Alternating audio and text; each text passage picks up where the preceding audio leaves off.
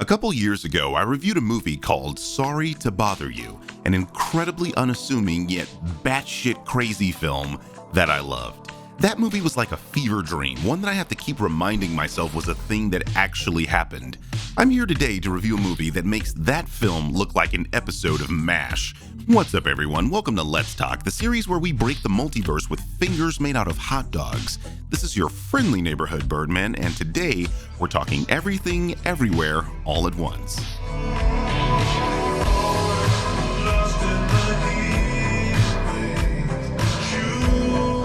The premise is this. Evelyn, a Chinese immigrant on the back end of middle age, finds herself living a rote and stressful life as the owner of a laundromat. Burdened by her elderly father, her somewhat estranged daughter, and taxes, Evelyn is on the cusp of a mental breakdown where she zones out of conversations happening in English. While on a trip to the IRS due to being summoned for an audit, Evelyn's husband seemingly transforms into another person and tells her she's the key to saving the multiverse. Using the abilities of other Evelyns in parallel universes, Evelyn must stop the all-powerful Jobu Tobaki from destroying all the universes before it's too late. If my breakdown of this film's premise sounds insane, you ain't seen nothing yet. This is quite possibly the most out there film I have ever seen, and I enjoyed every minute of it. This movie is incredible.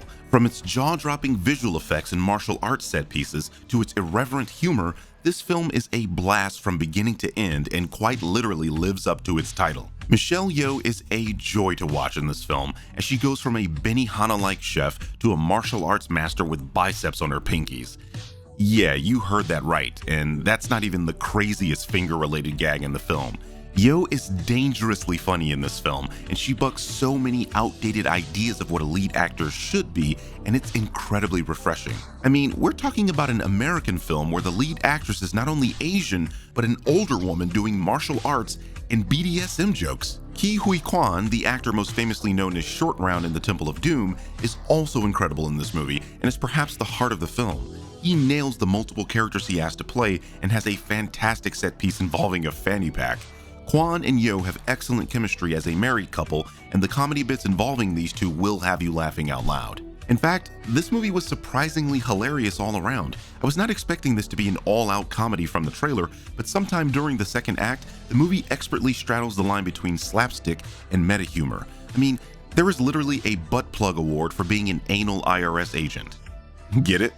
Jamie Lee Curtis plays a supporting role in this film that I initially assumed was just a cameo, but was proven wrong by just how integral her character was to the story. It's great to see Jamie back in comedic roles as she hasn't lost a step.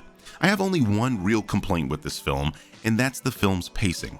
More accurately, the film just didn't know where to end. There are multiple sections of this film towards the ending where it could have ended, but it just kinda kept going, and that makes the film feel a little too long, as if it's overstaying its welcome.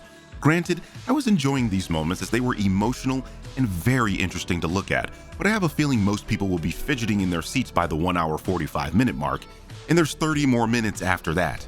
In the end, I adored this movie. If you are a fan of avant-garde cinema, I implore you to go support this film. It's easily the best film I have seen this year. The action set pieces are extremely well done, almost as if they were plucked out of old-school Hong Kong action flicks. The comedy is literally laugh out loud. I've been a Michelle Yeoh fan for a while, and I didn't know she could be so funny. Ke Huy Quan and Jamie Lee Curtis round out an excellent supporting cast, providing both levity and heart to an otherwise irreverent film.